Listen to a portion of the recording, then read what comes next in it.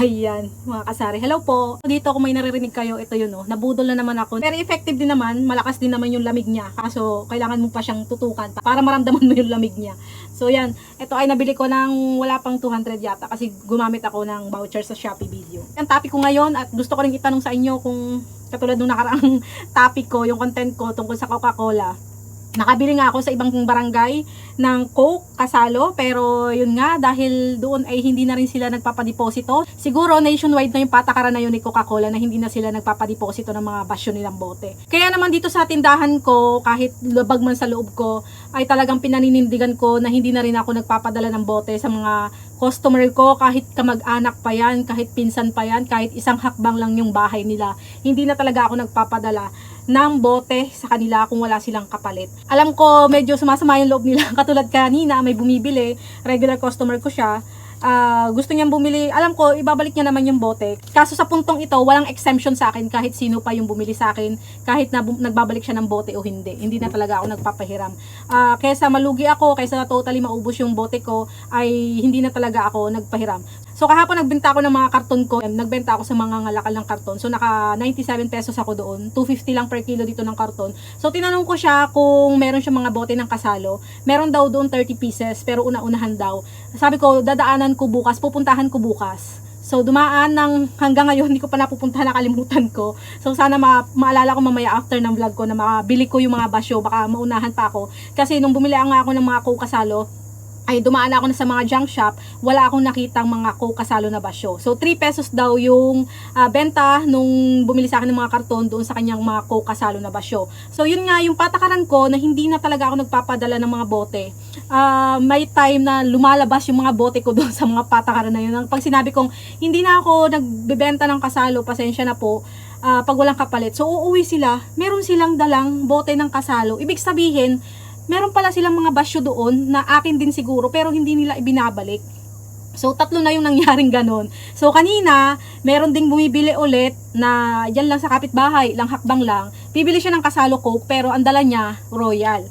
Sabi ko, hindi pwede. Hindi ako nagbibenta rin kahit may dala kang bote kung hindi yan yung bibilin mo. Sabi niya, ay Coke kasalo daw yung bibili niya. So hindi na siya bumili, ang binili niya na lang Coke mismo. Bote na Royal na yun, ang tagal-tagal ko nang walang Royal na kasalo. Ibig sabihin matagal na rin yung bote sa kanila, hindi lang nila binabalik, 'di ba? Nasa kanila lang ang yung mga bote. Kung di mo sila pipigain, kung di mo sila pagdadamutan, hindi nila ilalabas din yung mga basyo mo.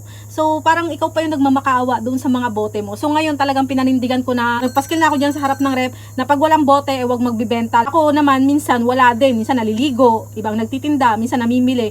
So kaso yung asawa ko kasi, saka yung ibang anak ko, pagkakilala nila, medyo nahihiya silang tumanggi. Nahihiya silang magsabi na, hindi na nagpapahiram ng bote. Ganun, lalo na kung pinsan nila, kabarkada nila, lalo't alam na meron akong tinda. Naku, mahihiya silang hindi magbenta kahit walang basyo. Kaya yun lang yung nangyayari. Kahit anong paskal ko dito, pag yung mag-aama ko ang yun ang problema ko. Kasi kung ako, talagang naninindigan ako dyan. Kaya ewan ko kung baka tinataon nila na hindi ako ang bantay. Talaga dito sa pagsasari-sari store, hindi laging customer is always right kasi tayo ang malulugi, di ba? May mga pagkakataon din na kailangan pagbigyan natin sila. So, mga nangyayari to sa akin dito sa sari-sari store. I-share nyo rin yung sa inyo dyan sa comment section kung ano yung mga ginagawa nyo sa mga scenario na to. Kung parehas tayo o magkaiba tayo. Magkakaiba tayo ng mga patakaran dito sa ating sari-sari store. Dito kasi sa akin, sa soft drinks kasi, di ba? May time, lalo ngayong summer, mahirap magpalamig ng soft drinks. Katulad ngayon, nag-defrost na naman ako. So, mahina na naman yung aking ref ngayon kasi naka-off siya. Hindi ko siya tinatanggal sa saksak ha. Naka-off lang siya, naka-zero lang siya. Wait lang, ititignan ko muna yung audio ko. Baka sobrang ingay nito. So, yan, naririnig pa naman yung boses ko. Pasensya na kayo kasi talagang sobrang init dito sa sari-sari store ko. Isinara ko pa yung mga bintana ako kasi baka marinig ako doon sa labas. Diba sa sari-sari store natin, nangyayari na minsan hindi tayo makapagbenta ng malamig na soft drinks. Kasi minsan nakalimutan nating mag-refill, minsan ang daming bumili, minsan naman ay bigla tayo nauubusan, tapos meron na namang sunod na batch na bibili ng ganon, tapos ganon din yung gusto nila. So hindi mo agad mapapalamig yun sa ref, di ba? So ano bang ginagawa nyo pag nangyari sa inyo na may bumili ng Red Horse kunwari, tapos yung Red Horse nyo nagkataon na wala kayong maibentang malamig kasi meron ng nauna na nakabili na ng malamig. So kalalagay nyo lang sa ref. Syempre hindi nila ma-enjoy yun kung hindi malamig. So ako ang gagawin ko pa rin, magbebenta pa rin ako ng Red Horse. So depende pa rin yun sa usapan nyo ng customer mo. Meron kasing mga customer na pag sinabi mo, ay hindi pa masyadong malamig. Depende yun sa isasagot ng customer. Meron kasing sasagot ng customer na Ayaan nyo na po, meron naman po kaming yelo sa amin. Meron pang iba na sasabihin, siya pabili na lang po din ng yelo. Minsan may mga customer na alanganin na bibili sila sa'yo kasi hindi malamig. So yun, pinapakiramdaman ko yung mga customer ko kung ano yung magiging reaction nila kasi hindi malamig yung ibibenta ko. Pag sinabi ng customer na may yelo naman siya kanila at bibili sila, so binibentahan ko sila. Tapos pag ang customer nagsabi na bibili na lang siya ng yelo, so binabawasan ko na lang yung presyo ko nung Red Horse. Kunwari, ang presyo ko ng Red Horse ay 125. So ginagawa ko na lang 120. Tapos pag alanganin silang bibili at feeling ko lilipat sila sa ibang tindahan, nag-o-offer ako ng free na yelo. Ayan. Pero ang presyo ko, 125 doon sa malamig. So ganun lang, binibigay ko yung satisfaction ng customer na hindi naman sila madalang bumili sa akin. Kasi yung yellow 5 pesos lang naman yun eh. Doon sa 5 pesos may tubo na tayo. Tapos doon sa Red Horse may tubo na rin tayo. So kung ibibigay ko yung yellow, siguro ang puhunan ko lang doon mga 250, gano'n. Usually kalahati yung puhunan natin doon sa yellow. Baka nga 2 pesos lang yung puhunan natin sa yellow. Kasama na doon yung kuryente. Pinakamalaki dyan yung kuryente. Tapos yung plastic. Napakaliit na halaga lang ng plastic kasi 100 pieces. Ang puhunan ay 19 pesos. So, di ba? Parang 19 cents lang yun. Hindi na tayo lugi doon sa ibibigay nating libreng yelo sa customer para lang hindi na siya lumipat doon sa ibang tindahan. Tapos, nakabenta pa tayo, kumita pa tayo. Kaya sa pupunta siya doon sa ibang tindahan na may malamig, tapos bibili din naman talaga sila ng yelo kasi ang mga customer ko kasi kahit malamig, minsan bumibili talaga sila ng yelo. Tayo naman ay magkakaiba ng diskarte. Meron naman kasing ibang sari-sari store owner na hindi nila pinamamihasa yung mga customer nila na lagi manghingi ng libre. Pero nasa sa atin yun. Pero yung mga customer ko naman dito, mababait.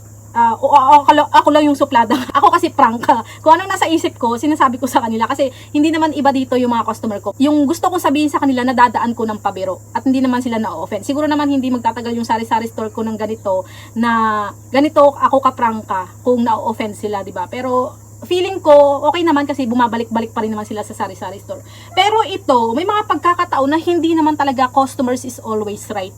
Meron akong customer na nag-load sa akin ng UCT 350. Bago ko i-send, ay dinictate ko muna, binasa ko muna yung number, hiningi ko muna yung approval niya kung tama yung number, kung tama yung ilo-load ko. So, umokay siya, sinend ko. So, nagdeduct doon sa funds ko ng load, ibig sabihin, pumasok na yung load dahil kumaltas na sa akin. After kinabukasan, bumalik siya sa akin kasi wala pa raw nare-receive na load. Yun pala, hindi sa kanya yung niloadan niya. Tapos, sabi ko, nagdeduct na po sa akin ibig sabihin natanggap na po. Hindi ko na po siya pwedeng i-resend kasi malulugi ako. 350 yun. Tapos, tinatawagan ko yung number doon sa confirmation text ko ng smart load. Active naman yung number. Actually, 3 times siya bumalik sa akin. Medyo mataas yung boses niya sa akin.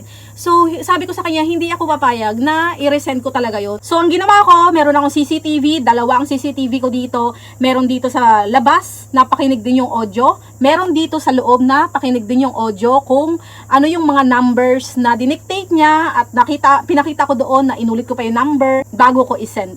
So, inedit ko, pinagdugtong-dugtong ko yung kuha dito sa CCTV sa labas at kuha dito sa CCTV sa loob. Sinend ko doon sa mga pamangkin niya. Sabi ko, isend mo doon sa nagpa-load sa akin. After nung isend ko yung CCTV, hindi niya na ako kinulit. Kasi akala niya wala akong ebidensya. Ganyan yung mga pagkakataon na hindi ka dapat magpasindak sa mga customer mo para hindi ka malugi. Kailangan alam natin yung karapatan natin. Pero kung nakita ko sa CCTV na ako mismo ang nagkamali, agad-agad i-resend ko yung load. Agad-agad loloadan ko yung tamang number kung ako yung nagkamali. Nilipat yung yung camera ko kasi naka-charge na yung cellphone ko. So ito pa yung pangalawang scenario mga kasari at ito yan tungkol din sa load. Meron sa akin nagpa-load ng signal na ang plan ay 300 pesos. Dati na siya naglo-load sa akin kaya yung account number ng signal niya nakasave na dito sa akin. So imposible na magkamali ako ng pag-send ng load. After ko ma-loadan yung kanyang signal at mag-deduct sa aking fund ulit, ay bumalik siya nung gabi at talaga namang ginigera ako mga kasari dahil wala pa daw yung signal na load niya, wala pang lumalabas sa TV nila. So ako, kahit hindi ko obligasyon na ako yung tatawag sa signal, bakit ganito, ako pa rin yung gumawa. Kasi customer ko sila, parang feeling ko, tulong ko na lang na tulungan sila na tawagan kung sino ba yung dapat tawagan sa mga issue na ganun. Sabi ng signal, kung sino yung may-ari ng account, yun daw yung tumawag sa kanila. So, ginawa ko na yung part ko, so wala na akong magagawa. Sabi ko sa kanila, ang advice ng signal ay sila yung tumawag. Sabi, hindi. Ikaw niloadan ko, lagi naman ako naglo-load dito, ba't nangyari yung ganito? dumating ako sa amin, hindi ako naka-receive ng text. Walang lumalabas sa TV. Tapos maya-maya may tumawag sa kanya, sinagot niya, tapos pakinig ko, umuoo siya, okay na, ganyan. Pero feeling ko, ang kausap niya, sabi okay na raw yung signal, siguro meron ng palabas sa TV nila. So, pinipilit niya, defend yung sarili niya, kahit alam niya na okay na yung TV nila, may palabas na, para lang hindi siya mapahiya, pinupush niya pa rin na hindi niya pa rin nare-receive yung load. So, sabi ko, umuwi muna ho kayo sa inyo, baka delay lang yung load ng signal. Sabi niya, hindi, wala akong nare-receive. Wala po talaga kayong marireceive pag signal ang iniload sa inyo. Kasi hindi naman po yun UTP 15, hindi yun Facebook 10, yun ho ay signal. Wala kayong marireceive na text doon, na confirmation text. Hindi, ganyan. Diyos ko po, Rude. Talagang bilang sari-sari store, grabe yung stress ko as sari-sari store owner talaga sa mga customer na ganun. Ako, may time talaga na tinutulungan ko yung mga customer ko, lalo sa load. Minsan kasi, nababago nila yung settings nila sa cellphone. Sasabihin nila, hindi sila nakaka-receive ng confirmation text. Pag tingin ko, hindi, naka-off pala yung SIM card nila na yun. Minsan, naloadan ko na sila ng pang data, hindi pa raw sila nakakapanood ng YouTube, hindi nila mabuksan yung data, yung pala yung settings nila, iba yung nakaset na SIM cards. So, ako yung nag-aayos ng mga settings nila sa cellphone, di ba? Pero, minsan kasi, pag sobrang daming ginagawa, tapos ako pa minsan ang tumatawag sa smart hotline para lang tulungan sila. Dahil feeling ko, obligasyon ko yun. Kahit alam ko sa sarili ko, hindi ko yun obligasyon. Minsan kasi, ang mga customer, hindi naman ganun ka maraming alam sa mga ganung bagay-bagay. So, dahil ako yung may alam doon, tulong ko na, hindi dahil ako yung pinagloadan nila, pagpalagay na lang natin dahil friend ko sila, dahil kapitbahay ko sila. So, tutulungan na lang natin, 'di ba? Yun na lang yung iniisip ko, tulong ko na sa kanila kaysa maaksaya yung niload nila sa akin. Maraming pangyayari yung nangyayaring ganun sa akin. O, yan, gusto kong malaman yung mga experience nyo dyan, mga kasari. Kung nakaka-experience din kayo ng mga ganyan sa inyong sari-sari store. So, yan lang na-share ko lang sa inyo. Kasi, naalala ko lang na yung mga experience ko na pinagtatawanan ko na lang ngayon, yung mga na 'di ba? So yan lang mga kasari, salamat sa inyong panonood at talagang napakabanas dito, kainaman. Salamat mga kasari, bye-bye, happy selling, God bless. Bye-bye.